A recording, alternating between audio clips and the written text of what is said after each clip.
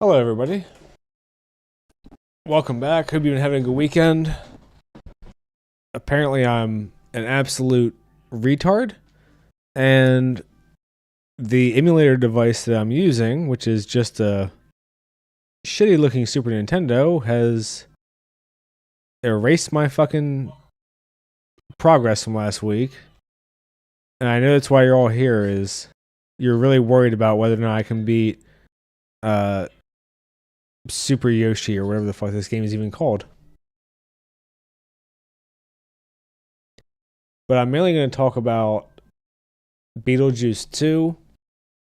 I wonder about this crazy shit with Star Wars because they've just been, frankly, they've been going wild. I don't understand. Like, do they not have a PR firm? And then I want to talk about Gears of War because I mentioned it like a month ago, and then I've been busy and just unable to kind of delve into it. If I have time, I'm going to try to limit it to about an hour. Like I said, I've been busy, so kind of is what it is. And you can watch me butcher these shitty fucking levels again that I somehow did not save,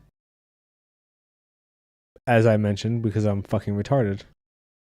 And you can see me just hitting the same block over and over. This is unbelievable. Look at this. I'm like an OCD fucking idiot. So that's kind of where I am right now. All right, let's go with the dog. Anyway, so Beetlejuice 2. I wanted to talk about it because, you know, obviously it's the only thing out right now. And Beetlejuice itself is kind of a cult classic. I don't know if I would call it a good movie or not, but it's one of those things that caught on and everyone knows the name. What the fuck is going on with this level? So I just wanted to talk about like what I thought about it and kind of the general perception. It seems to be doing okay if you care about things like Rotten Tomatoes, which, I mean, at this point, who does, right? Hey, what's up, Shamrock and Mr. Divine? I don't know why. There we go. God, sometimes your guys' chats in OBS lag in YouTube until I literally go reopen the window and click on it. Super annoying. Anyway, so Beetlejuice, aka Beetlejuice 2. I would say if you like the first one, you'll like it. It's fine overall. It's definitely not one of those sequels that feels like, oh my god, they just destroyed my beloved franchise. Which it's kind of sad that that's how low the bar is, but that's where we are. Like every time a movie comes out or gets announced, I feel like everyone is just like, oh god, like hopefully they don't destroy the thing that I love. And that's kind of, I wouldn't say I like love Beetlejuice or anything. I'll be honest, I don't remember watching it as a kid. I rewatched it last weekend. Definitely enjoyed it. Fun performances all around. Alec Baldwin didn't kill anybody. That's a win. So, Winona Ryder, I think is hot. I'm sure people have mixed opinions about that. Shamrock says, sounds like a you problem. So I guess she's in a mood today. Typical. Oh god, I fucking killed myself talking shit to Shamrock. Shit. Oh no. Fuck. There we go. But yeah, so Beetlejuice, like the humor I thought worked. It was interesting. I listened to Friday Night Tights, and those guys seemed mixed on it. And they were kind of offended by, apparently, and I just found this out and Googled it to confirm, so it's valid. The dad is a convicted sexual offender in the first Beetlejuice. Did not know that. So they did find a way to like write him out, which was nice, I guess.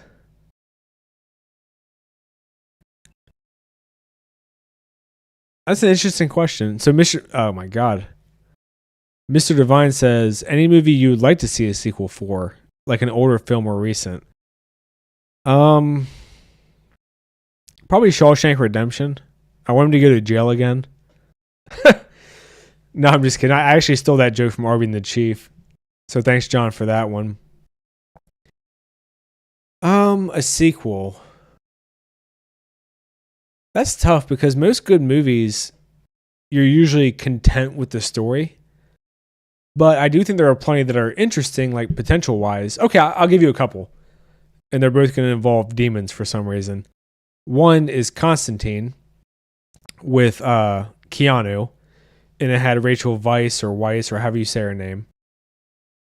And the other one I would give might be Fallen. Yeah, Shamrock, that's right. I'm being lazy today. It's Sunday. Shamrock's mad that I'm stealing people's jokes. But the other one I was going to mention would be the movie Fallen. So for people who haven't seen Fallen, this is going to be a big spoiler. But also the movie is like 20 years old. So I don't know what to say. You're kind of just ass out if you happen to be here and I'm spoiling a 20-year-old movie for you. I can't really apologize for that or blame myself. So I'm not gonna. But Fallen, very good movie, has Denzel in it. I think even if you know the ending, oh shit.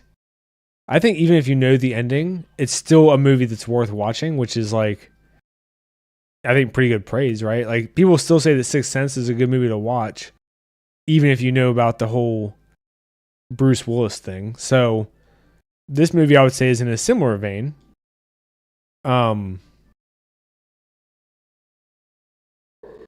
So Fallen, this is a fucking random tangent, but the whole premise of the movie, and I love the way this starts, is with Denzel Washington saying, I'm going to tell you about the time that I almost died. Oh, Mr. Divine says that Constantine 2 is not fair because it's not original. It's based on a comic, right? I still think it's ripe for a sequel, though. Like, there's plenty of potential in that story or world or whatever you want to say.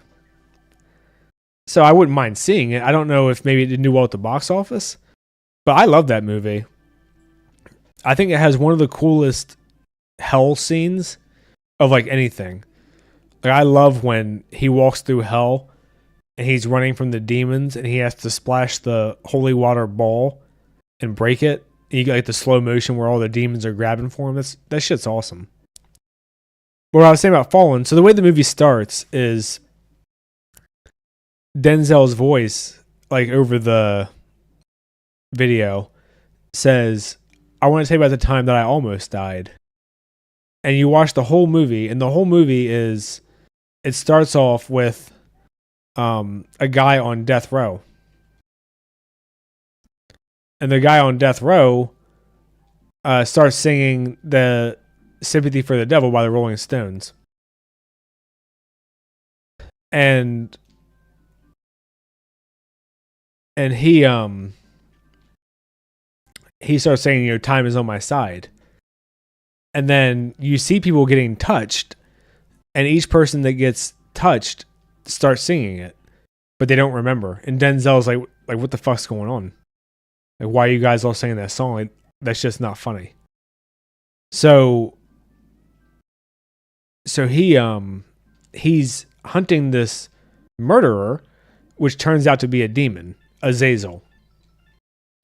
So Azazel, it turns out, has been around for a long time, and what he's been doing is making random people kind of go on killing sprees, and then like letting them die, and then he moves on to someone else. Really cool fucking plot. But the way the movie ends, and this is like the big spoiler, is when Denzel says, I'm going to tell you about the time that I almost died.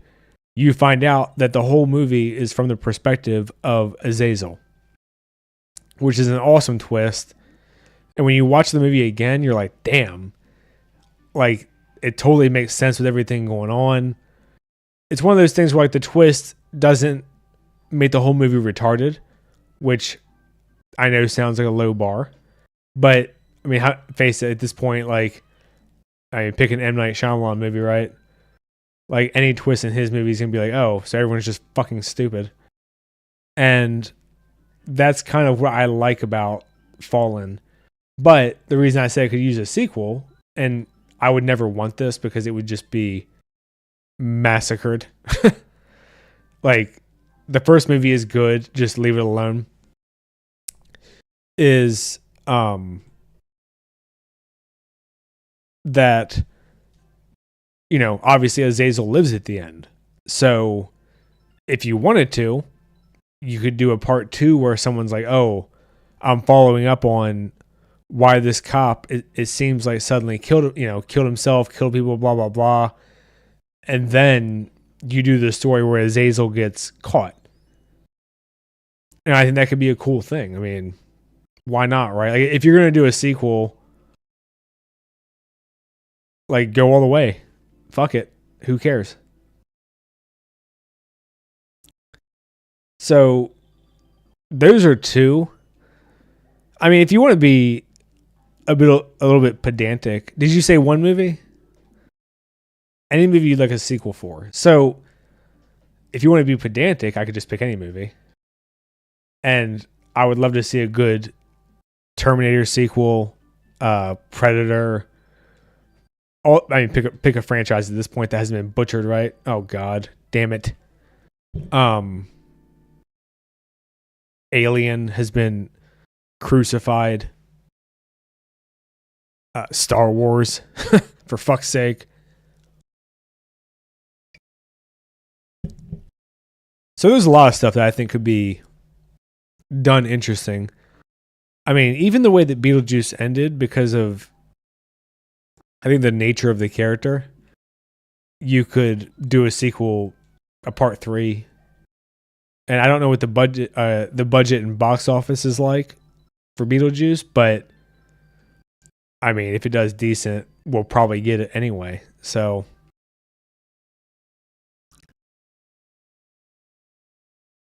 the fuck is this shit? Oh yeah, that's great. As far as other stuff that I wanted to talk about, so the movie Beetlejuice, if you haven't watched my video, it was fine. I thought it was perfectly fun. There was a really weird feminist thing. I haven't heard anyone else comment on this, so I don't want to like go too hard because I don't know if I'm being crazy or if the movie's being retarded, which is, I feel like, a common issue today. But I can't tell if the movie was supposed to be feminist or if it was like shitting on feminism, or maybe it was just shitting on like the champagne feminism equivalent, or sorry, champagne socialism equivalent of feminism. I don't know, because the messaging is kind of all over the place, and Jenna Ortega, who's like protagonist 1B, is like, she is 1B in the movie. Like, she's not portrayed, I don't think, is particularly likable. And it annoys me because I feel like they want you to like her, but they don't understand why she's unlikable. And again, this is a very common thing. I mean, Jesus Christ, pick a Star Wars thing, right? Like, and by Star Wars, I mean The Acolyte. But they made her be like the voice of feminism while also being like kind of an annoying twat. I didn't like her at all. And it's unfortunate because I feel like there's a way to do, like, the character they want her to do, there is a way to do, and they just didn't. So her character, all right, so Mr. Divine says, I think a 7 sequel would have been interesting. How John Doe talked about people studying his work. Could have been a copycat killer. Yeah. I mean, there's definitely stories out there. God damn it. There's definitely stories out there that you can do a sequel that no one wants. And I think that, like, there's open room for it, right? Like The Matrix is a perfect example of that. Of like of a character that, or sorry, a story that, you know, Jesus Christ, this plant is like eating my shit. The Matrix is a perfect example of a story in a world that has a ton of potential, and they just shit down their leg when the time came for a sequel. So I do think it's an interesting question. Oh, God. Okay. So I was talking about Beetlejuice. And what I was saying was the world of Beetlejuice is a very Tim Burton world. So Mr. Divine asked if I think it was Jenna Ortega's performance or the script for her character. No, I think it was the script. I'm not going to blame her for the performance because I'll be honest, I haven't watched Wednesday. I haven't watched a ton of her stuff. Acting wise, I thought she was completely fine. I think it was one of those Hollywood things where they were like, we've made this character an asshole, and they didn't realize that they did it.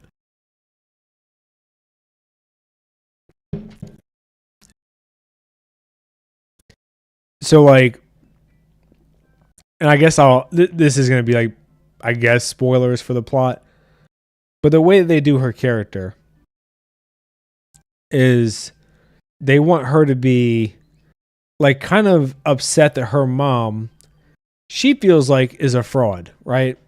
Because her mom is Winona Ryder, who obviously can see ghosts, and now she's made this show where she goes and talks to ghosts for people. I actually think that's fine. I heard some people say they thought that destroyed her character right there. I don't have a problem with that. You little rat bastard. I actually didn't have a problem with that. So that's kind of a subjective thing, I think. Where, you know, like, does it bother you that she saw ghosts and now she's using like ghost hunting as a career and she's gotten rich and famous off of it? Again, that's kind of an interesting thing that, you know, you could debate, right? I don't have a problem with it. I did hear the people on Friday Night Tights say that they thought it was kind of gross that she had like this serious experience with ghosts and then went on to make a living off of it. It didn't bother me at all. So I thought that was actually kind of fitting, and she has PTSD. So like, if you want to give her PTSD and say that the experience with Beetlejuice like changed her life, I think that's perfectly reasonable. I don't have an issue with that at all. So as far as as far as Jenna Ortega's character, I thought that her character was just kind of a bitch, because like the way that they wanted to go was like, oh, you think your mom is crazy, so you've like neglected her or abandoned her or whatever you want to say, absconded from your mom. I don't know. What's the term when a kid leaves their mom? I think abandoned is usually more like the parent thing. But the damn it.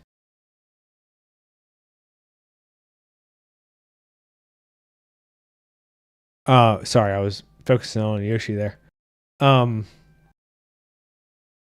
So she's like kind of disconnected herself from her mother. And I think you can do that in a way that doesn't make her an asshole, but the movie chose to make her an asshole. And also on top of that, what they did was they make sure that, you know, I mean, this is like the whole plot, is that she realizes that her, thank you, emancipation. Yeah, so she's, well, see, that's what's weird, Mr. Divine, is that she didn't emancipate herself. She didn't get independence. She's like using her mom's money and status to go to fancy private school and live her life, but also when her mom calls repeatedly because it's an emergency, she hangs up. So that's what I mean is like they kind of they want the best of both worlds. I mean, Tim Burton, I think, is a Gen Xer. Feels like it was written by a Gen Z.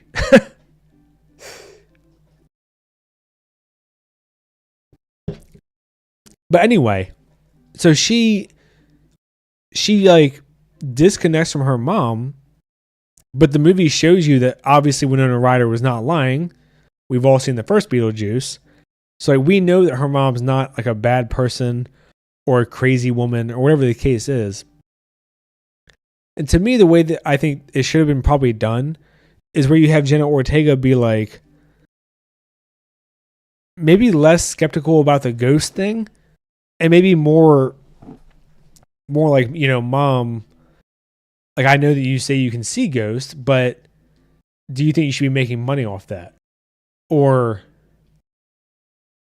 I don't know. Like I feel like there's other ways to go about it that aren't just like my mom is a liar. Because that's what they do is they say my mom is a liar, and then she's like really salty that her mom can't see their dad's ghost. Or sorry, her dad's ghost, which is their Winona Ryder's ex. Well, is it ex-husband if you die? I don't know. She's a widow. And like Jenna Ortega blames her mom for this. So to me, that just makes, like, as the audience, you're like, we know that Winona Ryder is not lying. She has PTSD. You've shown her taking drugs to deal with, like, kind of her, like, what happened to her, which I think most people would agree was in the world, right, is a fucked up experience. Like, could you imagine a ghost zombie trying to marry you? It's fucking bizarre. So I think all that stuff is fine, but then when you have her be a dick about it, it's kind of like, oh, so like your daughter's just a bitch. And to me, I think that's one of the big problems with the movie. And even when Winona Ryder tells Jenna Ortega that her dad died, sorry, Winona Ryder's dad died, the guy from the first one who apparently is a diddler. Well, apparently he got charged, but you know, when you include that, you should make her not be just an outright asshole, and they did. So to me, that was one of the big fuck ups of the movie. And then the other fuck up, and this is what I talked about in my video, is, you know, you had like 4 plot lines. And Monica Bellucci, I mean, God bless her and her big ass titties, her character was nothing. Like, she was just a soul sucker. Which is, you know, great for some jokes for Beetlejuice, right? Because that's who he married and blah, blah, blah. But character-wise, you're like, oh, you've done nothing. And that's sort of like half of the movie. Like, half of the plot of the movie is in the afterlife. Half of the plot of the movie is, you know, we want Beetlejuice to stop her because she's going to fuck over Winona Ryder or Winona Ryder. Damn. Winona Ryder or Jennifer Ortega or whatever the case is. Like, you can't, like, give her that much time and then also be like, like, we're not going to do shit to develop her, because that's what they did. So I think if they had left it with the sort of main, this is going to sound fucking retarded. Mr. Divine says yes, bless her titties. The main, like, kind of subplot, which is Jenna Ortega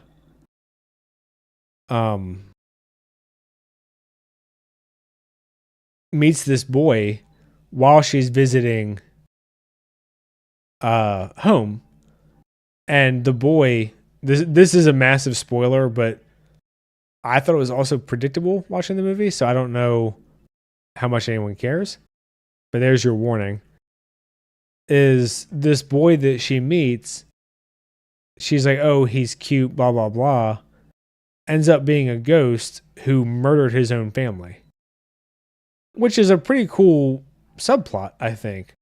Like, that's the reason you need Beetlejuice. But that part ended and also didn't get much screen time. Like, this, it's so fucking weird to talk about because it was so disjointed. So, so to backtrack, right?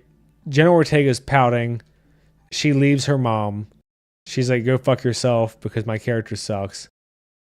And then she meets this boy and he's like, oh, you know, my parents don't talk to me much, blah, blah, blah.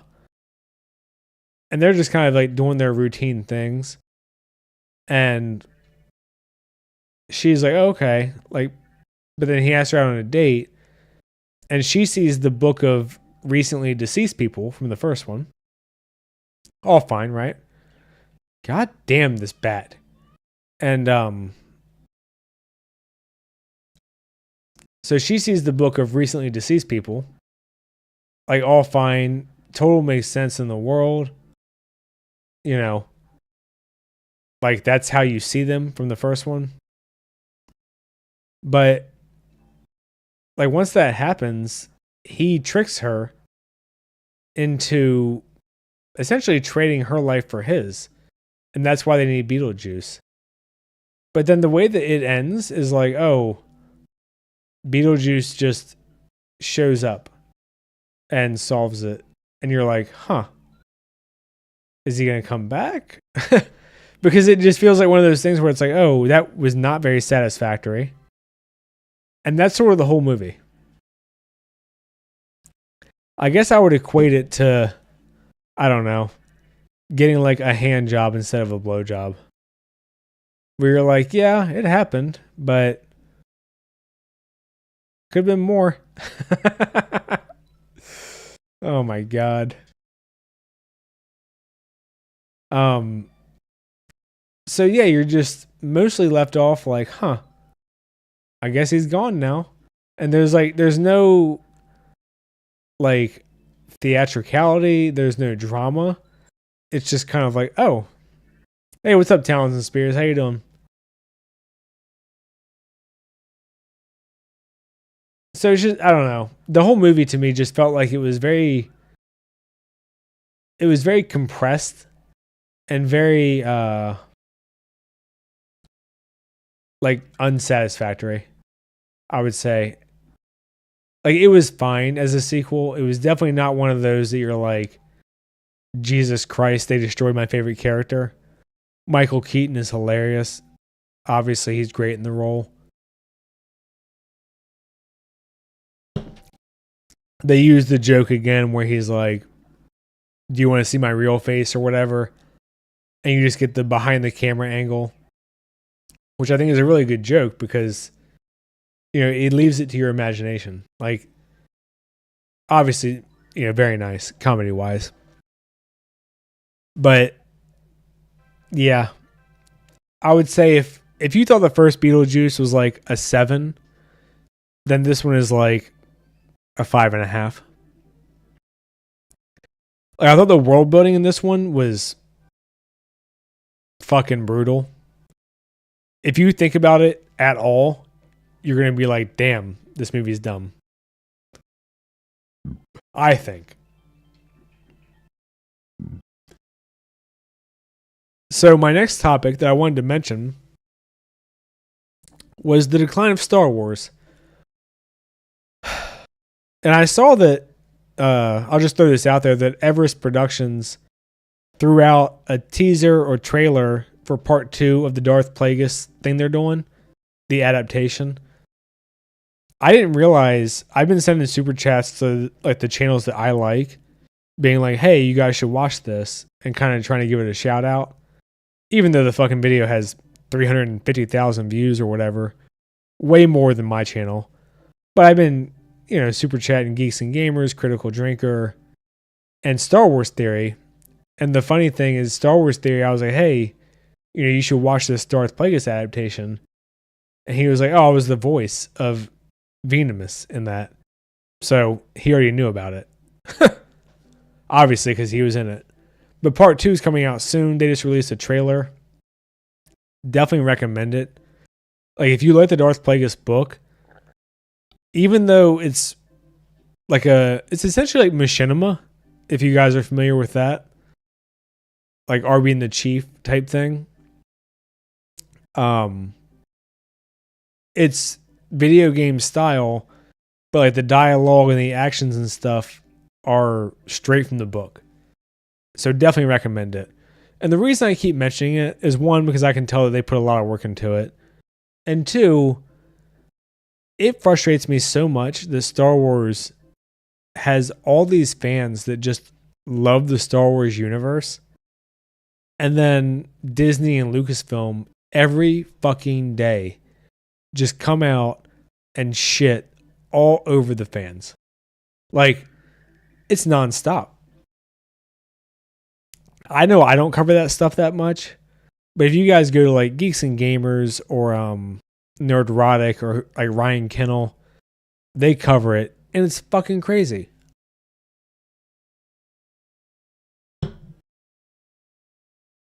So my next video that I finally finished doing the research for that I wanted to, is about how Star Wars, I think, was actually destroyed by Disney Plus. And, there's an argument to be made that it was destroyed by bad writing. Also true, obviously. Like, I'm not going to fucking disagree with that. But I think Disney Plus has actually killed Star Wars, which is like fucking crazy to say, because it sounds like, how can you blame a streaming service for the failure of a franchise? I would say maybe the biggest franchise ever. I don't know. I think it has to be. But anyway, so my next video that I've finally finished the research for, and I'm gonna hope to, that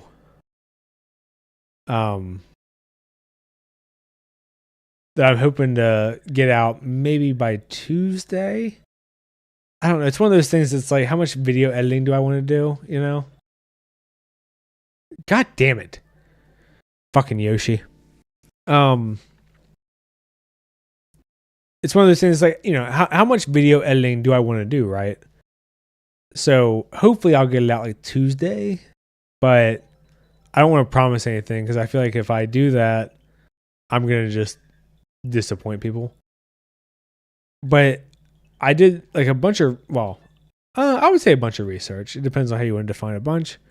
But essentially Disney Star Wars, like if you look at just tickets sold, the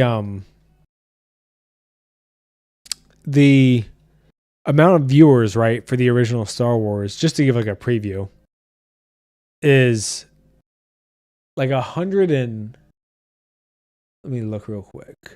So 350 million tickets were sold to the original Star Wars movie.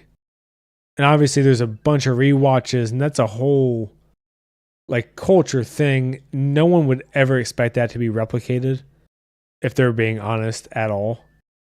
But when you look at like Empire, A New Hope, Return of the Jedi, you're still getting in the hundreds of millions of people who are going to see that movie, which is a shitload, right? I mean, Disney, I think, would kill for that. So what I want to talk about in my video is how Disney Plus has essentially, even the best show at its peak is, I think, like 30 million. Wow, that was a dick move from that ghost. I think Mando, the most that it ever hit was like 30 million. So just by moving from theater to streaming, I think Disney like accidentally killed their own brand. And that's kind of what I want to make the video about, because to me it's fascinating that like, you know, you have this brand, it's a cultural just phenomenon. Is it phenomenon or phenomena? I think it's phenomenon is singular. And you know, by moving it from the theaters just to streaming, you've destroyed it.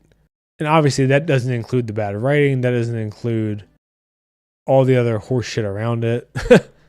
Like the anti-fan stuff and the shitting on the fans and calling them sexist and blah blah blah. But you know, it's I don't know, I just find it interesting, and like I sort of can't believe it. Like the amount of ineptitude to destroy literally the biggest brand ever is fucking crazy. And you know, when you consider that I feel like I'm being generous, and I'm talking about The Mandalorian, which is literally the biggest Disney Plus show. And you're talking like in general, you want to talk about like the average Disney Plus show or whatever the case may be. You're looking at 10 million views, maybe. So, you know, you go from just by pulling it from theater, you go from 100 million views, you know, tickets bought, to, God damn it, you go from 100 million tickets bought, or whatever the case is, right, for $1 billion, to fucking 30 million, best case. And when you're talking about The Acolyte, you're talking about 11 million to start, which is actually a false number. Disney lied about that. I'm going to talk about that in the video too. And the reality is you're looking at maybe, I don't know, 3 million people, maybe. So just by pulling your shit from the theaters to Disney Plus, you make a couple of bad shows, you go from 100 million people, 200 million people, to 5 million, 3 million, probably less. Talons and Spears says, I guess the message matters more than money for them. Yeah, I mean, on one hand, it seems like it, but on the other, Disney just announced that they're reducing their capacity for Star Wars to one series per year.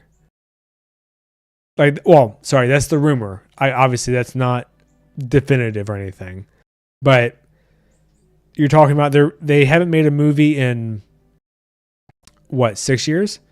I think 2019 was Rise of Skywalker, and they have nothing coming out anytime soon. So you're looking at 7-8 years for no movies. And then Disney Plus, you're talking about one show a year. And they can say whatever they want. They would love to just crank out 4 shows a year, 3 movies a year, just drown everyone in their content. But they can't fucking do it.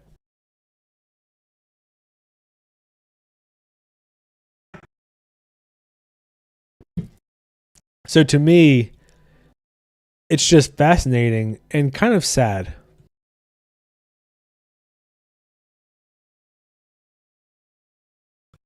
Because I bet if I looked right now, even the book sales, I bet you the Darth Bane trilogy or the Heir to the Empire trilogy sold a shitload.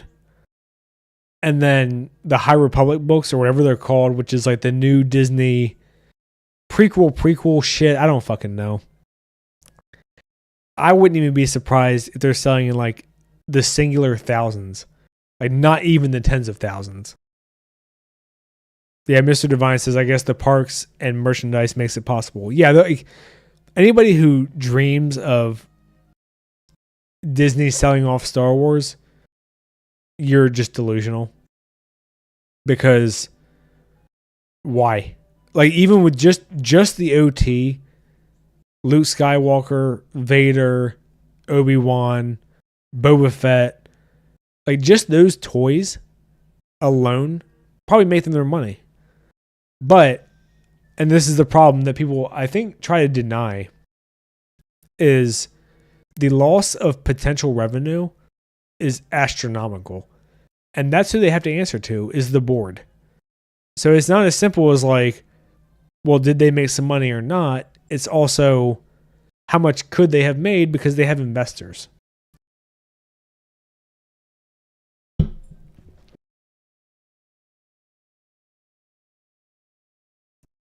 And they've destroyed the brand. I don't know how else to say it. Like they have made Star Wars just completely irrelevant. I cannot imagine that there's any kid. No, okay, I won't say any because, just statistically, I'm sure there are some. There's not any significant portion of children who give a fuck about Star Wars.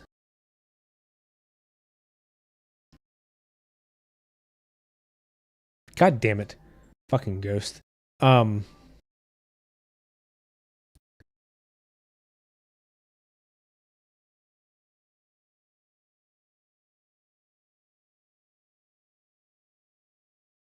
So, when you're talking about like the potential value of the company, eviscerated. And to me, that's kind of what makes it sad. Mr. Devine says that someone said when Lucas and Hamill passed, they'll reboot the original trilogy. I don't know if that holds any salt. That was me.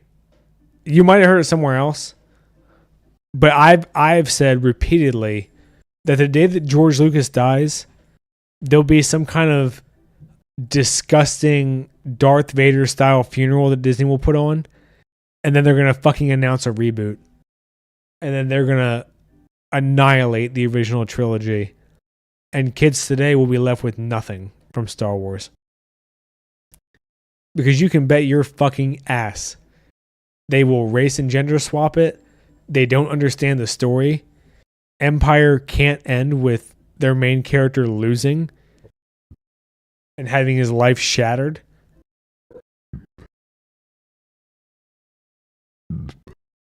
So, yeah, you can fucking believe that.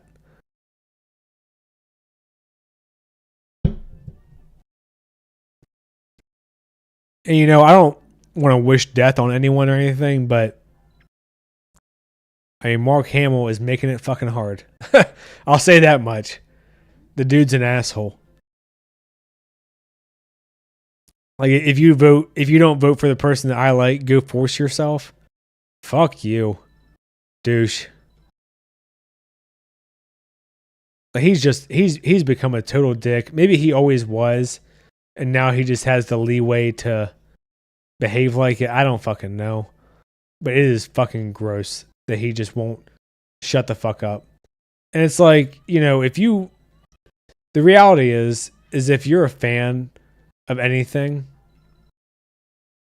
that has a big following, right? Like, you're going to have crazy followers. I don't know what the nice way to say that is.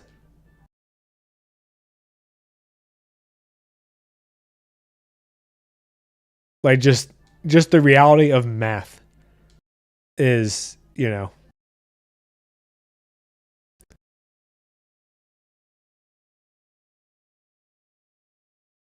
reality of math is if you have enough fans, some are going to be crazy. And Mark Hamill has decided to be just an absolute twat. Which is super disappointing because, I mean, how many people does he think that, like, grew up on Luke and, like, Luke was their hero, and he's like, "Oh, you don't vote the way that I like, you're a piece of shit." Like the guy that inspired you is telling you that. Like, what a fucking asshole. I mean, I'm not a big fan of like censoring what people say, but I do think you have some responsibility as just, this guy that is beloved. Hey, what's up, Tyler? So Tyler says, "What's going on with Mark Hamill?" Mark Hamill's just a dick. He's literally told anybody who votes for Trump repeatedly, go fuck yourself.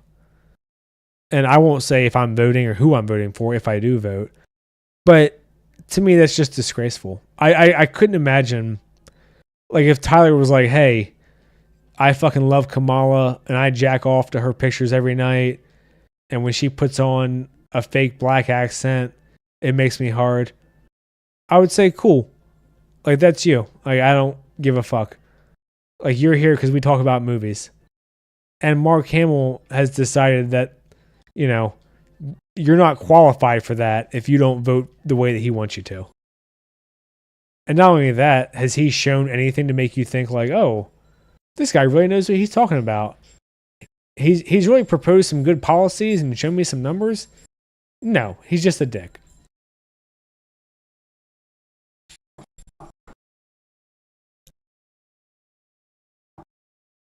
Mr. Divine says, on the Mark Hamill thing, do you feel like YouTubers are getting more political? Probably not outright saying it, but leaning a certain way. Hey, what's up, Cameron? It really depends on what YouTuber you're talking about. Like, I would say that I'm not political, but I mean, I've made videos shitting all over politics, right? Like, I've shit all over the Daily Wire. I've shit all over Hollywood for movies like Civil War and The Boys. So, some people, they may say that I've gotten political. I haven't. But, I could see people saying that I've gotten political. I don't think I have. Like 95% of what I talk about is just writing and movies and acting and stories and whatever. But I do mention like culture war shit. I just don't get super involved in that because I don't want to.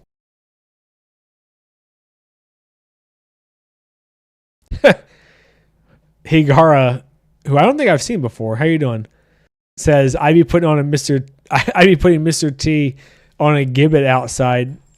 Jeez, yeah, I can tell that you're fucking British. I can't even read half these words. He says I'd be putting on a Mr. Sorry, Jesus Christ. I'd be putting Mr. T on a gibbet outside The Hague, but I'm British, so the whole American polarization is just weird generally.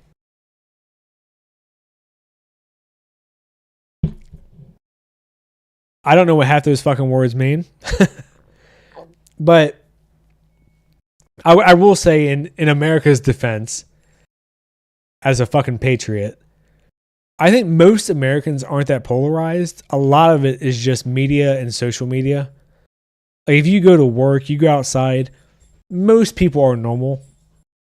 Now you go to a college campus, you go to a speech of a relevant figure, that's a different story. But I think most people are just trying to get by.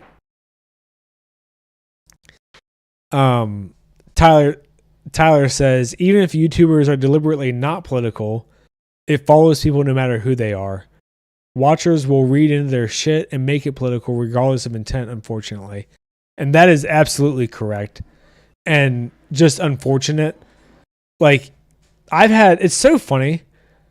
I've had people call me a triggered lib, and I've had people call me a MAGA retard. So it's kind of just what you make of it. And that's a good point, Tyler, you are right that it just kind of, people in general have become so engrossed that they do tend to make things just political. But I think if you're neutral, I think probably the best example of this is Mueller. I mean, that he talks for like, I don't even fucking know, like 30 hours a week, and no one could name a political position of his beyond like free speech. And I think that's the best you can do. And then you just kind of have to accept that people are going to think what they think. Like, I've had people, it's so interesting. I've had people, when they ask me if I'm vaccinated, for instance, right? And I say, I don't really want to talk about it, I've had people both think that I'm vaccinated and unvaccinated. Like, that's kind of what I'm getting at, is people are going to do what they do. So to some extent, you can't control it. But I do think that, unfortunately, there's a lot of monetary gain in being political. Like, if you pick a side, right, and you say, "Hey, I'm a full-blown Kamalan," or whatever the fuck they're calling her supporters. I don't know. I know they call them Trumpers. Like, people will, gravitate toward you. Your opinions could be shit, doesn't matter, just because you've said that you agree with them, like, ideologically. And, until there stops being monetary gain in it, I'm not sure what you can do.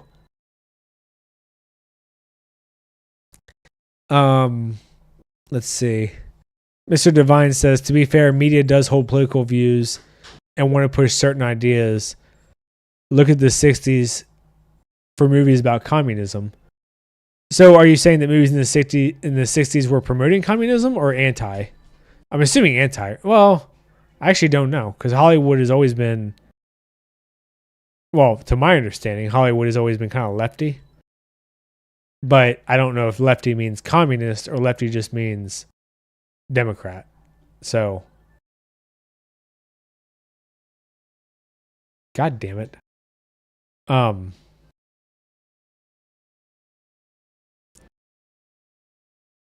That's Boris Johnson in a nutshell when his policies were trash. What are you referring to specifically?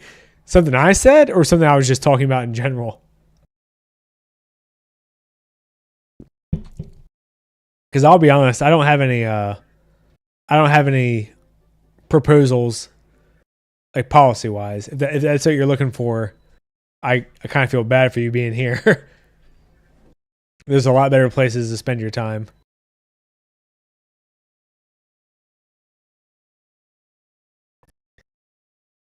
I mean, to me, and this is my broad view, I won't say much more about politics than this because I don't want to.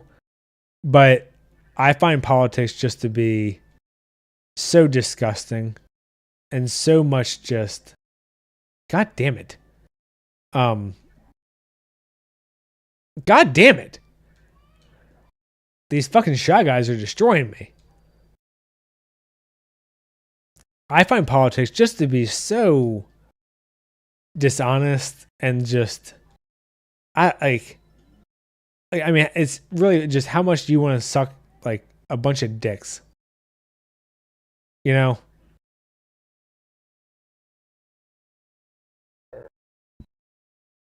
like, how many politicians, when they say something, actually stick to it? It's like 95% no.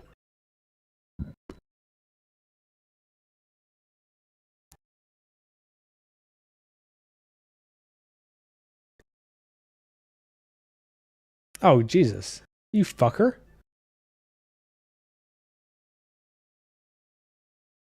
Stop that. Bastard. I hit 30 stars and this guy fucked it up. Is this serious? Oh my God. I'm going to lose this level. There we go.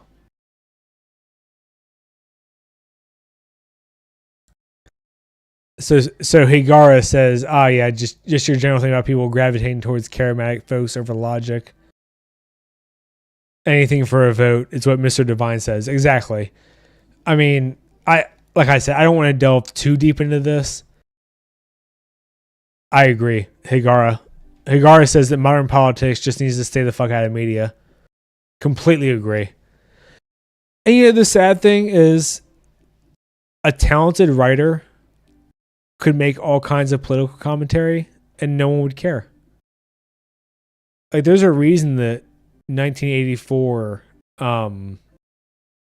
Brave New World, The Giver, Fahrenheit 451, these were all very prescient, but very direct. And people love them. I love them. I mean, that's what inspired my own shit, right? And even things like Halo.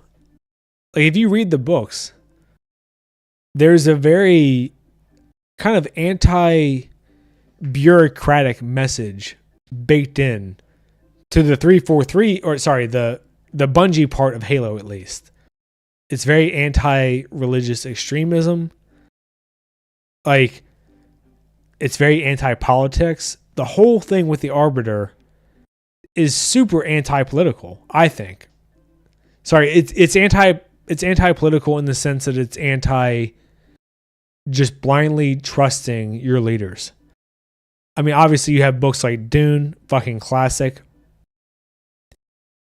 I think Frank Herbert said that the entire inspiration for him was JFK, because he was talking about like the fear of charismatic leaders.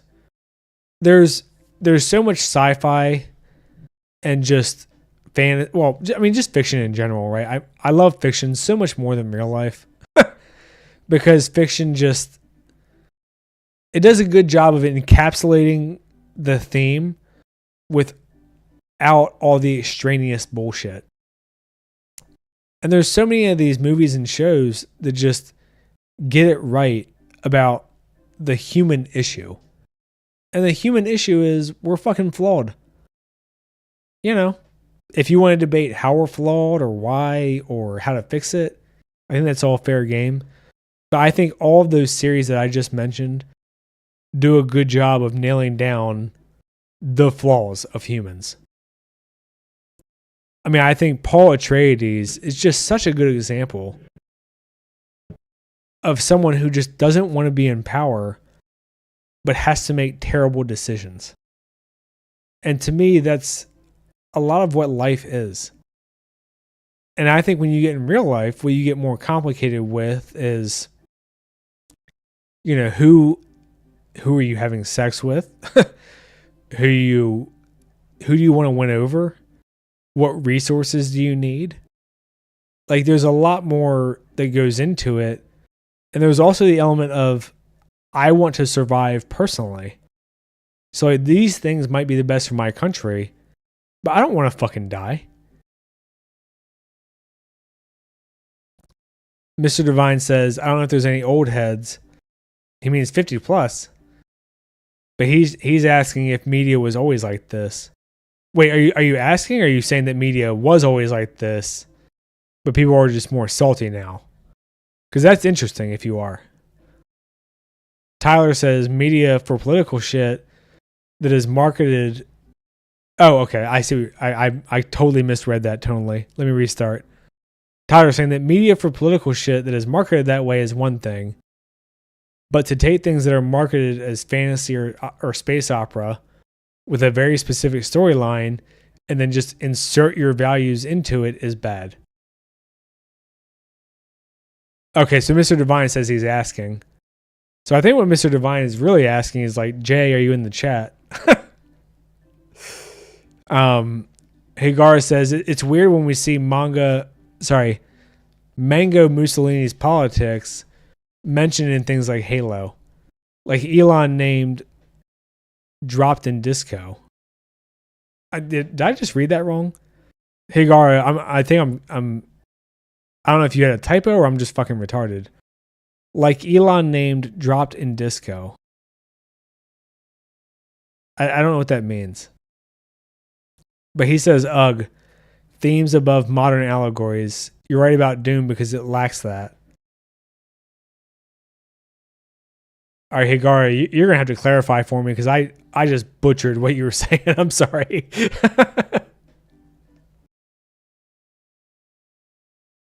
Damn. All right, well, Higari just called me retarded.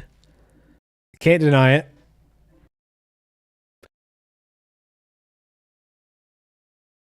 I mean, but what does Mango Mussolini's politics mean? Like, I am fucking retarded. Like I keep reading it and keep being like, what the fuck am I looking at?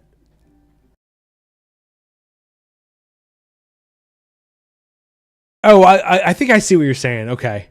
So I think what you're saying is Mussolini's politics, which were essentially a military run society out of desperation, and that's what's reflected in Halo. Is that what you mean? Because if that's what you're saying, then I totally understand, and that definitely makes sense. It's interesting though, because I don't know if I would call Halo like the Halo verse. God, I hate that term so much. I don't know if I would call the Halo world or whatever you want to call it fascistic, but I mean, there's definitely an argument to be made when you had the military being like, "Hey, we're making decisions for everything, and it's for our survival." It's really interesting because, well, it's interesting on multiple levels. One level is, I mean, they are literally in a fight for survival. So, how right or wrong are they? Super debatable. The other aspect I was going to say is interesting is if any of you have read Red Rising, which I highly recommend, like if you like books at all or audiobooks or whatever, absolutely fucking read it. The last book I think is coming out in 2025. It's right now there's 6 books. I think the 7th one I think is coming out next year. And there's not been a book series that I've ever read where I'm like dreading reading it because I think that everyone that I like might just fucking die. But the antagonist in the second half of Red Rising wants to restore order, and it's very fascistic. Oh my god, I just butchered it. Very fascistic in that nature. But, and I don't want to say that I agree with the antagonist or fascism, but I understand his point. So it's a really good fucking series. Definitely read it. Okay, so Higara says I need to Google Mango Mussolini. Let me look.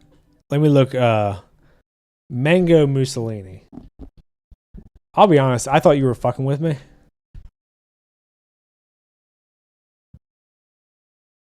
Okay, I see t-shirts with, oh, it refers to Trump. Nice. So Mango refers to Trump's orangish skin tone with Mussolini. Yeah, I mean, if you hate Trump, I definitely get that.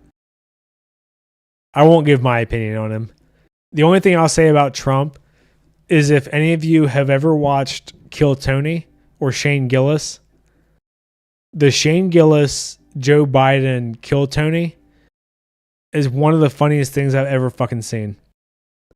I've rewatched it like 3 times and I laugh every fucking time.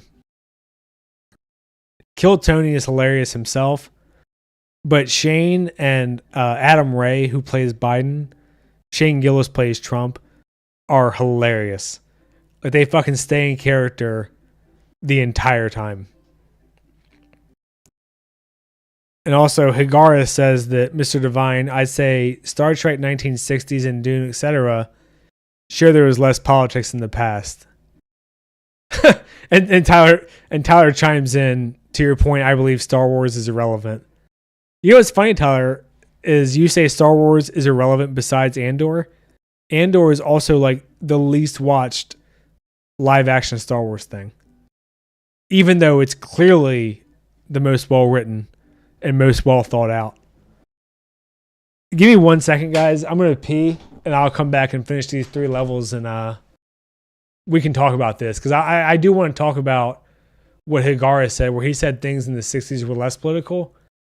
I actually think they were, I won't say as political, but they were less direct, still political, But I think the big difference is they promoted liberal values. Sorry, liberal in the classical sense, not liberal like Democrat. And today, I think what we're seeing promoted is Marxist horseshit or cultural Marxism, whichever term you prefer. I think that's what we're seeing, and that's why the writing is so bad. But let me go pee real quick, and then I'll come back and address your guys' chats, and I'll finish up this second world again, and hopefully I learn how to save this time.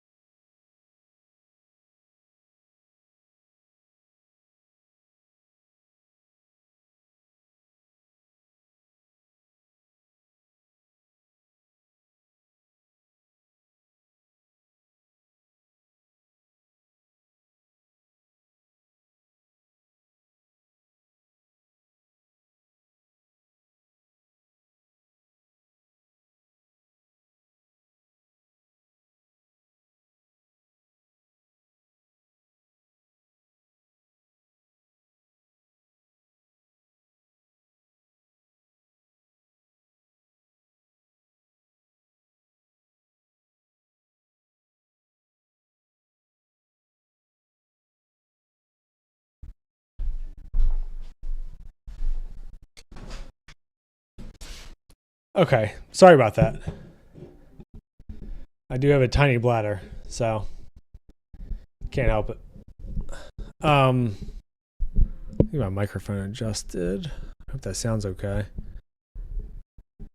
So Tyler is saying that people call Andor boring, which I find baffling. You know, Tyler, the problem with Andor, pacing wise, is that God, this is gonna sound so fucking pretentious. And I'm not even sure if I'm being condescending, but I'm gonna go ahead and say it anyway. So when you're talking about a story, oh, I don't care. I don't give a fuck if you swear, Hagara. Go ahead. I do it all the time. As long as you're not saying shit that'll get me in trouble, I don't really care. Feel free to join the Discord. The problem with Andor, right? So when this is going to sound so douchey, and I'm not sure if you guys already know this, but when you talk about like your traditional story structure, you're looking at roughly 10% setup, like 15% escalating to your kind of big plot, and then about 50% is your story. The last 25% is your climax and wind down. So if you break that out into a season, right, like 12 episodes is Andor, that means you're looking at like 1 to 2 episodes of setup. And most people, unfortunately, Mr. Divine says last week's stream was the racist one. Hey, the Discord is always open for racism. Feel free to chime in. So let me see if I can pull it up real quick. I might have shown you guys this before, but this is just like a really just basic breakdown of kind of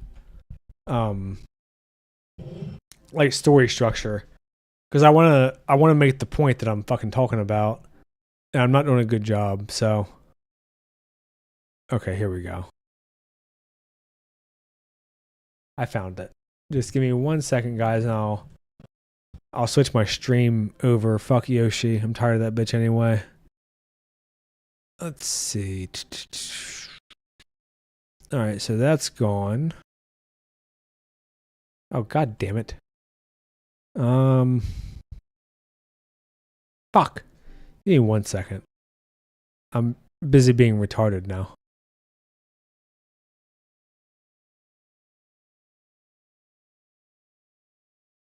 Okay, here we go. So I think you guys can see that. Let me shrink down. Oh, fuck. Now chat's big. Well, whatever. I'll try to zoom in so you guys can see what I'm talking about. Okay, there we go. I think you guys can see it now. So, what I was trying to say, I'm done with Yoshi. I'm tired of that fucking game anyway. For today, is you have this story structure, right? Where you want to break things down over the season. And Tyler, I'm going to explain why I think I'm going to say the Acolyte. I'm going to explain why I think Andor fucked up in just 1 second. Let me break down the basic season, and then I'll explain why I think the Andor fucked up. I'm going to say it again. I said the Andor. Anyway, so this is like your basic story structure that you're looking at on screen, because I know you're all staring intently, probably jacking off. Anyway, so you want your yeah, Hagar says I'm going to walk my dog before she eats. I'll keep the stream up for your metrics. Thanks, buddy.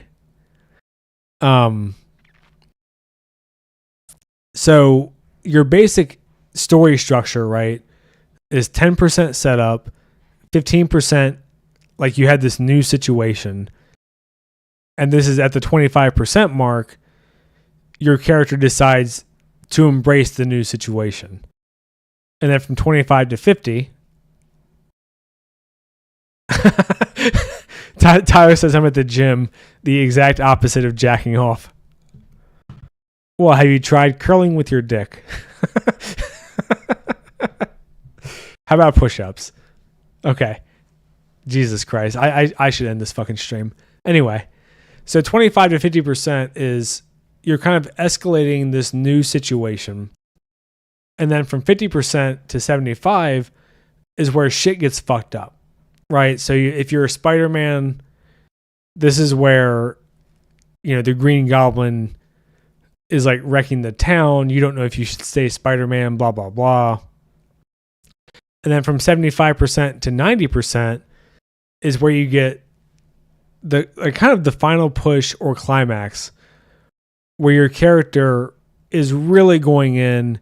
They've committed. They're like, yes, I will save the day at absolute cost. In a rom-com, this will be, I put myself out there, and if she rejects me or he rejects me, we'll have no relationship. Like, this is the big moment. And then your last 5 to 10% are kind of wrap it up, right? So, again, your rom-com, they've gotten together. Well, now what happens? Your superhero saved the day. Why does it matter? You're finishing up the story. So I think Andor, and the reason I'm bringing this whole thing up, and it's not to be a pretentious douchebag, surprisingly, is I think Andor nailed this structure on a season level. But when you talk about a TV show, you have to nail this structure in every episode. So if you guys ever watch Arby and the Chief, I highly recommend it. I think John is, besides the fact that he seems like a super nice guy, he's Canadian. So obviously he's nice. I just love the humor. I love watching his development as a writer. He's on EFAP all the time. So he just seems like a cool guy. But he talks about this with his own writing. He's like, when I started doing season-long things with Arby and the Chief, he's like, I still try to put the 3-act structure into every episode. And I think the important thing for this, like from a pure just writing perspective, if it's books, it will be your chapters. If it's a show, it'll be your episodes. If it's a movie, a movie series, each movie should still have this. I think this is why a lot of your sequels fuck up, because your sequel doesn't usually have the climax and reward that you want, because they try to save it for the third one. I mean, this is part of why Lord of the Rings is so good. But your episodes need to each have this 3-act structure. And I don't know if Andor nails this in the first few episodes. I think it nails, like if you're looking at the season, there's 12 episodes, right? If you look at the first 3 episodes as your setup, I think Andor nails it. If you look at your first 3 episodes individually, I don't know if you get your Act 1, Act 2, Act 3. I feel like you kind of get Act 1 for each episode. And to me, that's kind of where the issue is with Andor. And when people say it's boring, I think that's what they're talking about. Now, obviously, I'm putting it in a much more quantitative way where most people talk qualitatively. Like they'll just say, I feel bored. But I think that's what it was lacking. And what I'm trying to encapsulate is each episode, you should feel like I started here and now I've ended here. And every episode should feel that way. Not just from episode 1 to episode 12, but from the beginning of episode 1 to the end. From the beginning of episode 2 till the end. And I think that's where people get frustrated with the end. Oh my God, I said it again, the Andor. I think that's where people get frustrated with Andor is each episode, you feel like you've made a little progress, but oh my God, I cannot talk today. But there hasn't been like a build up and payoff. So I think when people say Andor is boring or Andor is slow or whatever the case is, I think that's where the critique is coming from, even if they don't explain it that way. Hey, what's up, Flack?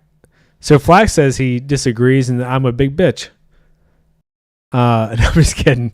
Flack says, I don't know if every episode has to have all 3 acts. Maybe like 1 to 3 is a stage, 4 to 6, 6 to 9, 9 to 12. Yeah, exactly. That's kind of what I'm talking about. Is I think that this is something that a good show will do.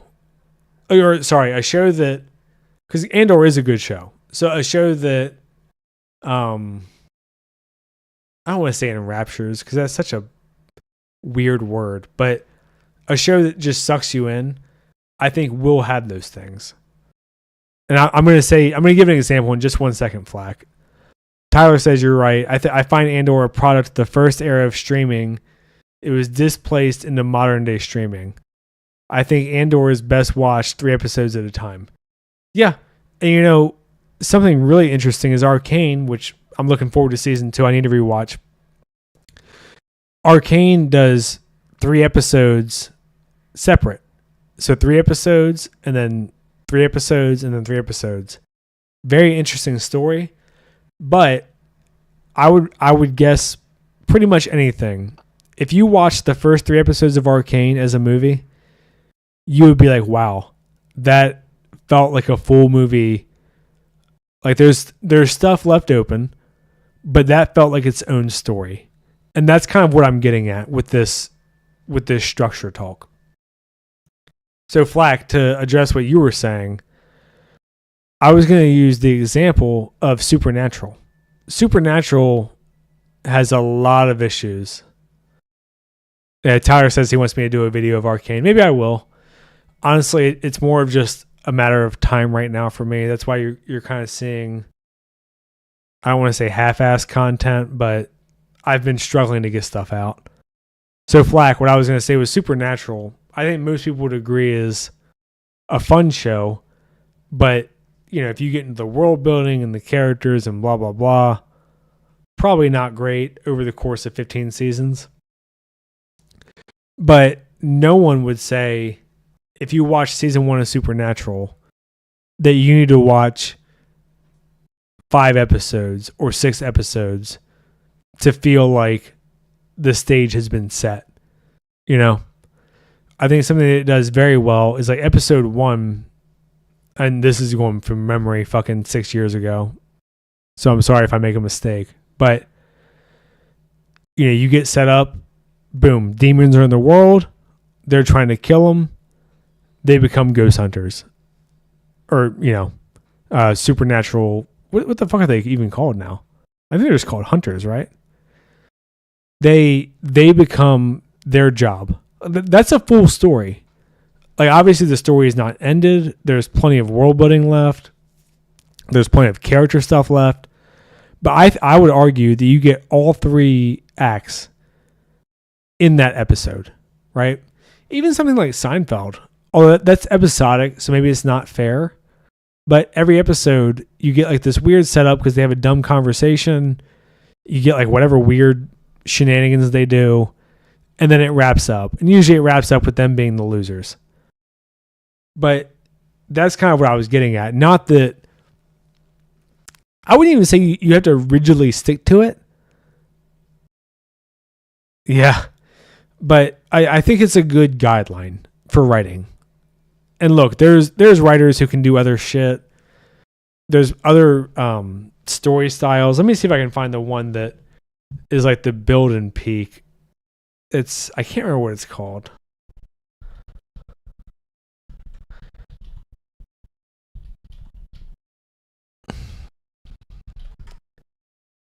But there's a style of storytelling where essentially I'm not going to be able to find it. God damn it. But essentially, you get like these big rises and these big falls. And you just do it over and over again. And this might be more like a show like Bleach, which I haven't seen. But that's kind of how it sounds to me, where you get these big, like, oh, your characters developed, they've changed, blah, blah, blah. And then they crash. But every time it's at a slightly higher place than before or a slightly different place than before. And you can do that too. I mean, there's a lot of ways to tell stories. I was just mainly talking about just the basic fundamental 3-act structure because I think Star Wars is colossally fucking it up. Even in good shows like Andor was my whole point. And Tyler says Supernatural. Talk about a show that puts politics into it.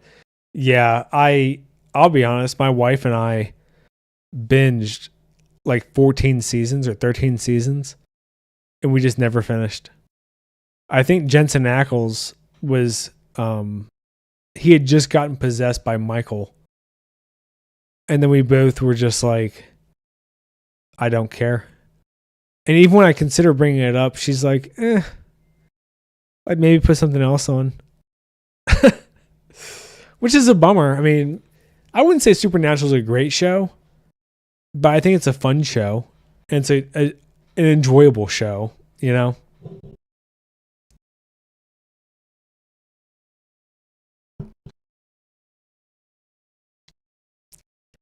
So Tyler is defending Andor because he's butthurt. He says Andor is a slow burn for sure. It doesn't obey the 3-act structure. I believe it puts each act into an episode rather than having it as per episode. And yes, I completely agree. That was exactly what I was trying to explain. Is that I think that's why people who thought it was boring thought that it was boring. Because like if you were to put Andor on stream, right, and say, hey, it's a 10-hour movie. Well, you can use 2 hours to build up the plot. And people will be like, okay, yeah, like that makes sense. But when you put it out as an episode a week, or 3 episodes week 1, and then 1 episode week after, that's where people get like, nah, fuck this. Tyler says that Supernatural got so bad, and he watched the whole thing. And the episodes where they became self-aware were gold. Yeah, the one where they did the Scooby thing is one of the funniest episodes of television I think I've ever seen. I laughed so fucking hard. Flack says that people also thought Andor was boring because there weren't lightsabers. And I would begrudgingly agree. I don't think that that's the entirety. I think if Andor had picked up the pace and let's say like episodes 1 to 4 were compressed into like 1.5 episodes, I think people could have gotten on board.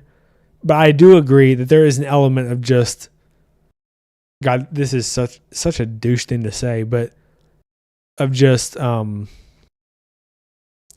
people being simpletons, where they're like, "Oh, lightsaber," and then they clap. I mean, I hope you've seen the video.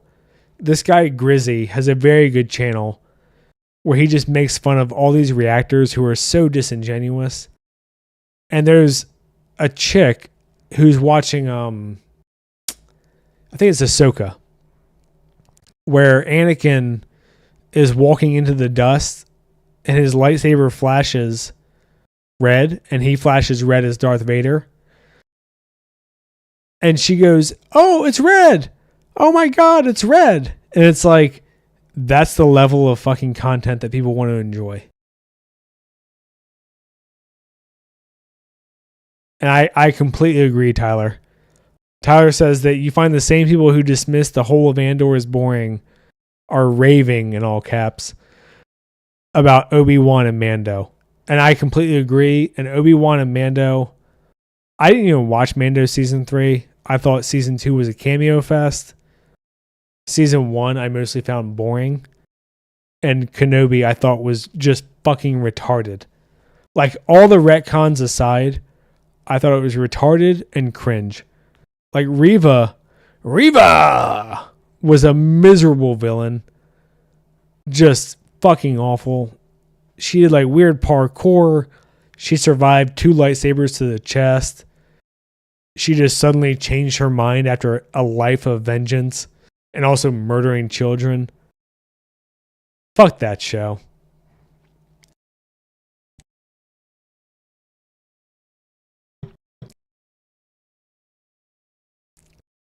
Yes, exactly, Flack. Flack says Darth Plagueis book has lightsabers, but 90% of it is about how they work from the shadows and gain power. And it's so good. I completely agree. Completely. Let me see if I can find this Grizzy video. Because his channel is hilarious.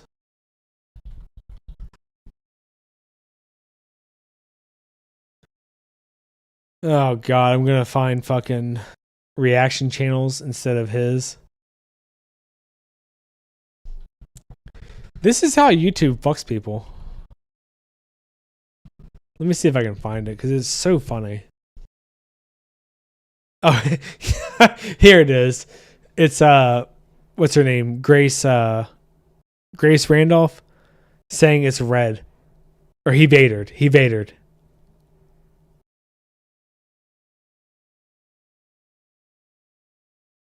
Yeah, he's got some good fucking videos.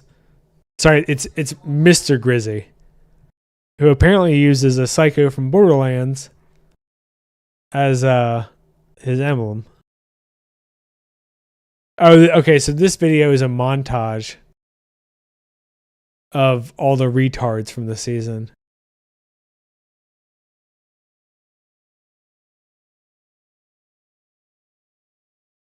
God, it's so fun. I think it's this chick that says it's red. It's red. Talking about Anakin's saber. Is it episode 5? Maybe I'm maybe I'm retarded. Oh, okay, it was episode 5. I was thinking episode 4.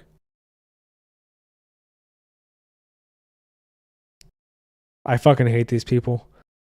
And just to be clear, I bet this bitch gets like 200,000 views. And you know what's funny is I've actually watched like some of these channels. Like let me find one. Not them. I wouldn't watch the Fuglies.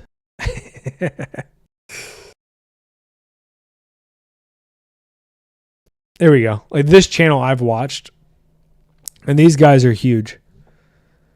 And it's so frustrating because you know what destroyed me for reaction channels? And this is like a fucking tangent. And the fact that I'm even saying I watch reaction channels embarrasses me. It's usually if I've been like drinking or if I just want to go to bed, so I don't want to focus on anything, I'll put a reaction channel on. These channels, I watched The Matrix, is it Resurrections? The fourth one? And that was the first video on my entire channel. I fucking hated that movie. I was like on the fence and I was like, I'm going to go buy a microphone now. Fuck that movie. It made me cringe. I hated it. And I watched reaction channels of The Matrix Resurrections and they were all positive about it. And I was like, oh, so like you guys don't have actual opinions. Your opinion is just, I'm happy that thing is on screen. I mean, get fucked right in the asshole. I just find it so disgusting. And you know, I put up videos, and I'm not going to sit here and say that I'm fucking a hero or anything. Mr. Divine says, Lamau, the origins of filthy casual. Yeah. I was kind of on the fence about it anyway, but The Matrix Resurrections fucking broke me. But you know, there's videos that when I record them, I'm thinking to myself like, man, like people are going to be pissed. People are going to shit all over me. Hey, what's up, Water Enjoyer? That's an interesting name. I hope you're hydrated. I'm mainly just talking about reaction channels right now, but you know, I was talking about Star Wars and Beetlejuice and just YouTube in general. But the one thing I was going to say was I'm not some fucking brave hero. I'm not stunning. Surprising, I know, based on my awesome voice. But I just say what I think. And there's times that I record a video and when I hit publish, I'm like, man, people are going to shit all over me. And you can look through my own videos. You know, there's a Google Chrome extension for dislikes on videos. My video on Lady Ballers got fake copyrighted and was at like 80% dislike. My video on The Boys, I think, is like 75% dislike. My video on Godzilla X Kong New Empire is like 80% dislike. Like, all I can do is say what I think, and it is what it is. So for me, it's just kind of gross that like these people, like, look at this shit. I mean, she's like fake crying poorly. Mr. Grizzy is awesome. Definitely check his channel out if you just want a good laugh. But like for me, there is an element of frustration of like, you know, I'm happy if a video gets a couple thousand views. Meanwhile, some cocksucker like this who fake cries and says, oh, Star Wars is awesome, is probably getting invited to Lucasfilm. She's probably getting 100,000 views for being like, oh, Star Wars, oh, a lightsaber. Fuck you.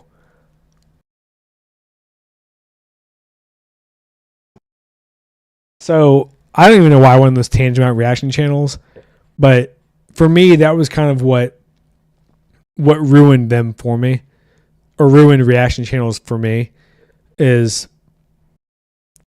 it's just fake.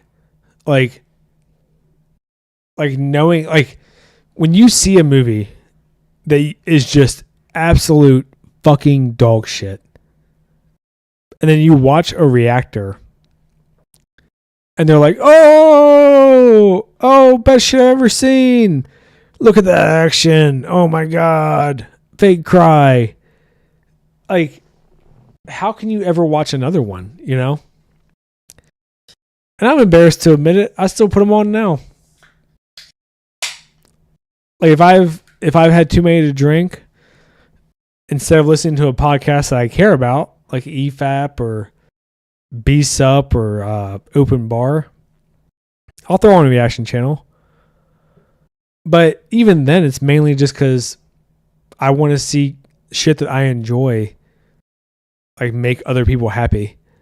But knowing that it's fake, there is an element of just like, oh, this is all just performative, and like you're a fucking asshole. Like I would never trust your opinion on anything.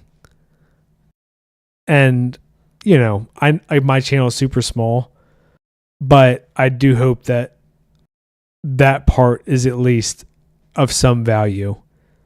That, you know, when you get my opinion, if you generally agree with me, you'll probably think that I'm right. I mean, I can't remember who it was. I think it was it's a regular commenter, and I feel bad. I can't remember his fucking name. I want to say Craig. Oh, god damn it. Well, anyway, you know, I called Aliens mediocre, and he commented, and he was like, that movie was absolute dog shit. And I was like, yeah, like that's fair. It's you know, sometimes I'm too generous, sometimes I'm too harsh. I don't know.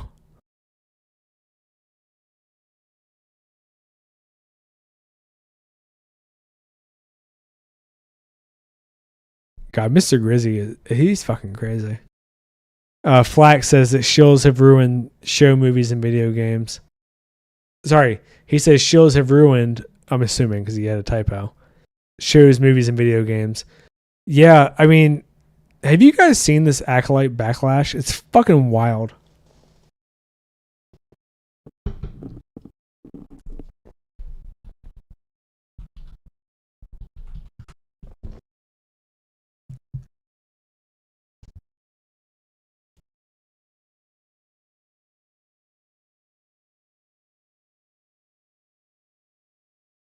I mean, even this article is from mid-July, right? This is when the season ended. It says the Acolyte's backlash and controversies revisited now that the series is over. And before I even scroll down, I bet it's just sucking it off.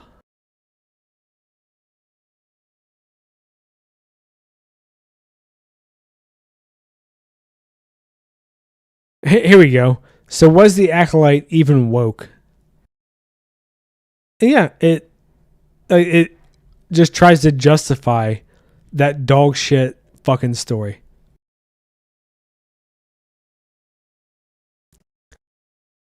Water says that it's just pure bad direction, especially Star Wars. How the downhill of the franchise is insane. The only real things I like from Disney are Rogue One and Andor. You know what's interesting about that? And I keep saying this, and I'm going to keep fucking saying it, is I think that Andor is writing purely from the Darth Vader scene. I would love to know the amount of people who rewatched Andor more, first of all, even once, but even better would be more than once. And what do they think of it on the second go through? Because I'll be honest, that's another movie that when I watched it, I thought was slow. And the last 45 minutes, I was like, okay, like they did a lot there, but it was a slow build. And I think it was the same guy that did Andor. So, I mean, maybe that's just his style, is just hope that you have the patience to, you know, get through it. But I would love to know how many people have rewatched Rogue One in its entirety. And like, what is their first rating? Yes, Tyler, I am. Like when you watched Rogue One, your first rating, theater, whatever, 1 to 10. And then when you watched it again at home streaming, 1 to 10. Like what's your outlook? Because I think that would be really interesting.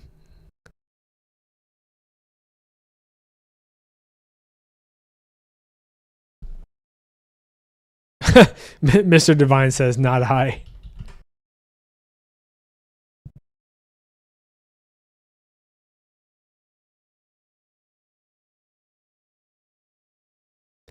Oh wow, look at Forbes coming out saying Star Wars or Acolyte wasn't canceled because of Dude Bros. It was canceled because of money. Yeah, no shit. Flack says that he hasn't rewatched Rogue One, but that he generally doesn't rewatch anything. I get that. You know, sometimes people ask me for a 1 to 10, and I'm very reluctant to give it because then you have to compare like The Matrix to Gladiator to Shawshank to Silver Linings Playbook, which are all movies that I love, but I don't know how I would do that. So I usually do, like when people ask, like, did I watch it once and I was satisfied? Did I watch it once and I was pissed off? Do I rewatch it, or do I feel like my time is owed back to me? Is like the worst one.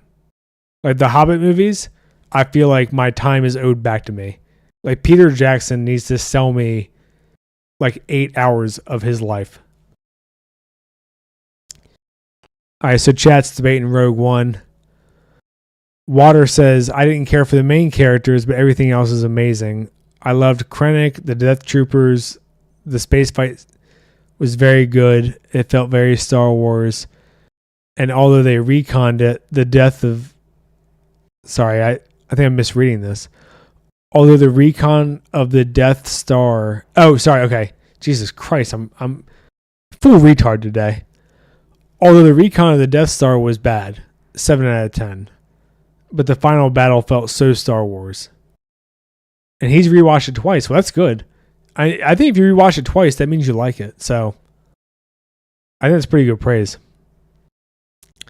Tyler says, I believe Rogue One was one of the strongest things Disney Star Wars has made. It has a lot of problems and is not a great movie. See, and that's kind of where I'm at, is I think it's like a fundamentally okay movie, but people overrate it because it's surrounded by fucking Last Jedi and The Force Awakens, which made $2 billion, but kind of had like the Avatar thing where everyone has just forgotten it. It's wild. Like The Force Awakens has been the most financially successful Star Wars movie recently. Well, I'm going to cover that in my video. It actually might not even have been profitable, but whatever. Well, slightly, but not very profitable. And no one fucking talks about it. No one remembers it. No one gives a fuck about Rey or Finn or Poe or their relationship. See, and that's like where kind of the normies drive me crazy. Is they just don't care about writing consciously, which I get, but they'll just be like, oh yeah, it was fine. But then they'll never watch it again. Like, I would love to know, like, how many of these Disney shill fucking losers have rewatched Kenobi, have rewatched Ahsoka, could tell you what is good about them. Like, what are the parts that you like? That you saw a red lightsaber? That you saw a reference or a cameo? I mean, get fucked. Seriously.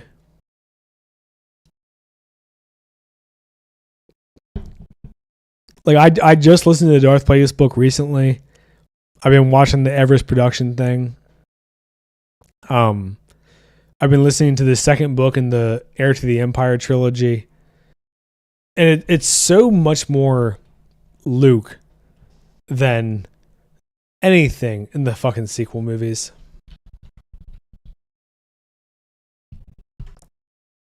Water says, oh my god, I forgot about the sequels. Exactly.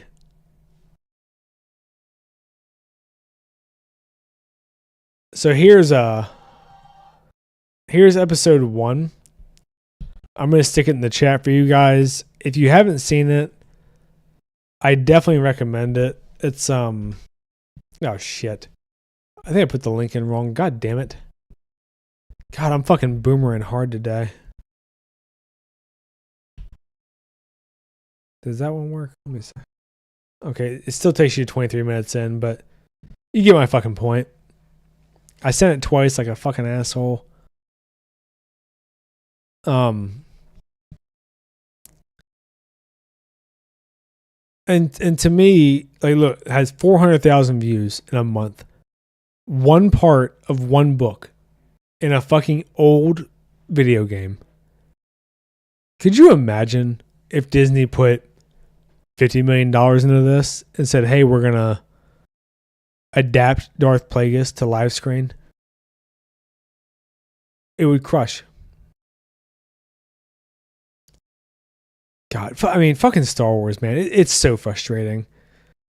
Because you have people like Star Wars Theory who he like cried when he saw Luke, in Mandalorian season 2 because he had cancer as a kid and survived, obviously, and Luke was his inspiration. And it's like these new people who are just furries in Chewbacca suits are the ones attacking him. Like, fuck you, man. And then you have guys like this guy at Everest Productions. I mean, he's putting together a fucking 2-hour part 1, probably a 2-hour part 2. And there's probably going to be part 3. Like, there's so much work that goes into it. And these fans just get shit on. Like Disney tells these fans, go fuck yourself.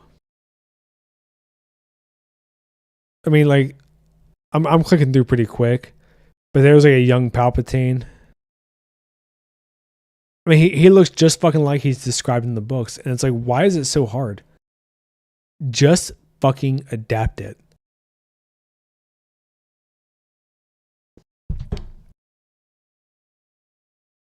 I mean, this is like a little bit embarrassing to admit, but fuck it. And also, but fuck it. But like, one of the things that I've like fantasized about because I enjoy writing is if Disney would pay me to write a Darth Bane trilogy or a Darth Bane series. Like, I fucking love the Darth Bane books. He's such a good character. He's like your main focal point, but so clearly the villain. Like, the books never try to portray him as morally correct, but you understand why he is who he is. And Disney doesn't have the fucking balls to do it. I sad just hopped in to say butt fuck it. Fucking homo. Fucking queer. There's a Departed reference for you.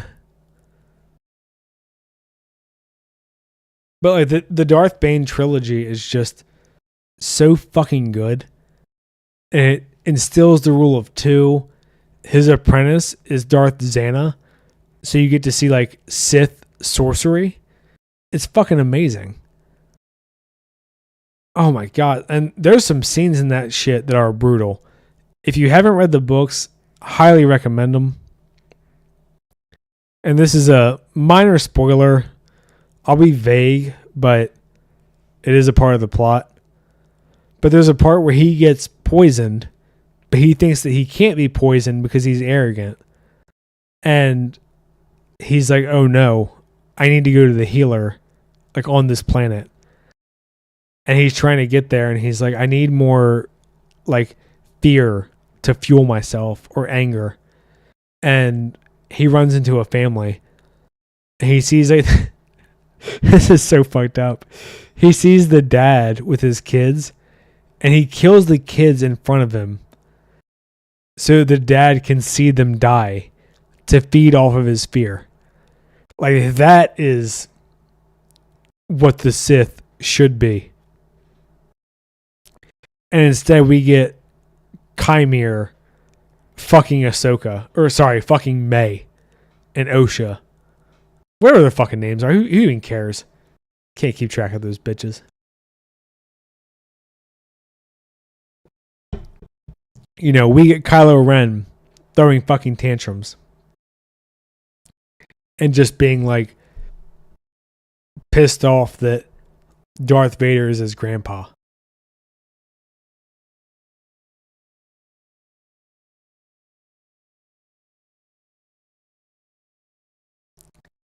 So, like, knowing how much Star Wars stuff is out there and then seeing what we're being fed in the trough is fucking infuriating.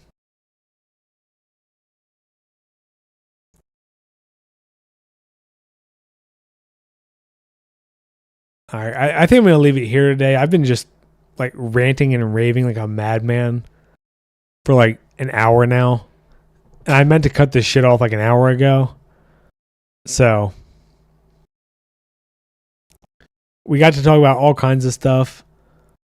Fucking Beetlejuice, Andor, Star Wars, fucking Plagueis and Bane, Halo. I think I covered a lot. So, all right. I hope you guys enjoy the rest of your weekend. I know it's Sunday, so not much left if you're working on a normal schedule, but whatever. It's the first NFL Sunday. Go turn on Red Zone and have a beer or a sausage or whatever the fuck you do. Sake. I don't fucking know. Wine if you're a bitch. And yeah, I'm gonna leave it there. Oh, that's good. Water says even though he joined late, it was fun. Yeah, I'll probably unlist it once the new one is up on my other channel. But if you've been here, obviously the unlisted is in your history, so you can always watch it there. But either way, yeah, it was good talking to you guys.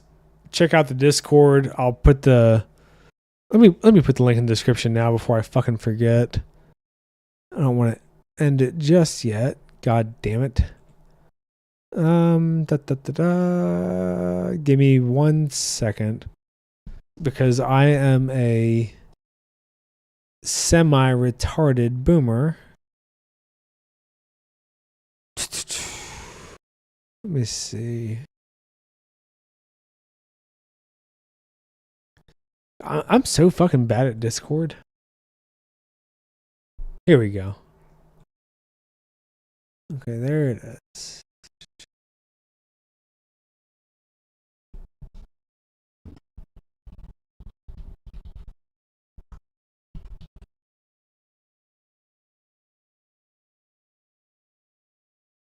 Okay. Now it should be in the description if OBS is not being a cunt. Which, you know, bitch it might be, right?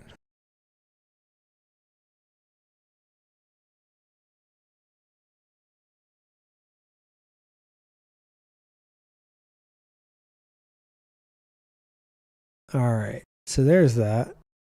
Fucking piece of shit. I don't know why it's not saving.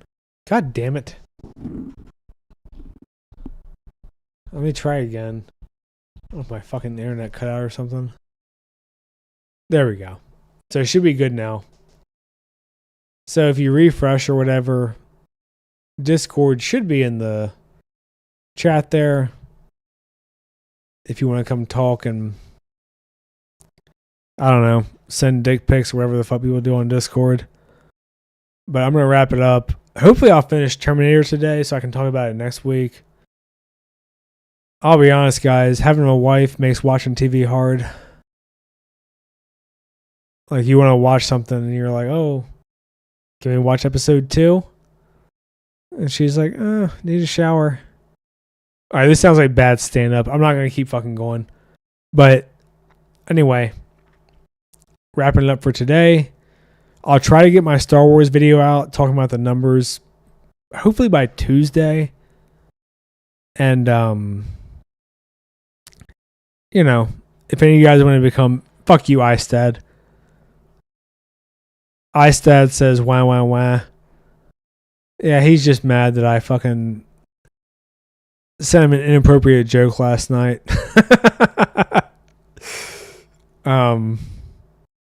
But yeah, if any of you guys want to become members, you can make me watch a show or movie every month. You know, whatever. If you just want to subscribe and watch my shit, that's good too. Or if you want to fuck off, I guess go ahead. All right, I'm going to leave it there. Thanks for hanging out with me. I enjoyed the chat. I'll see you guys later. Toodaloo and bye-bye and shit.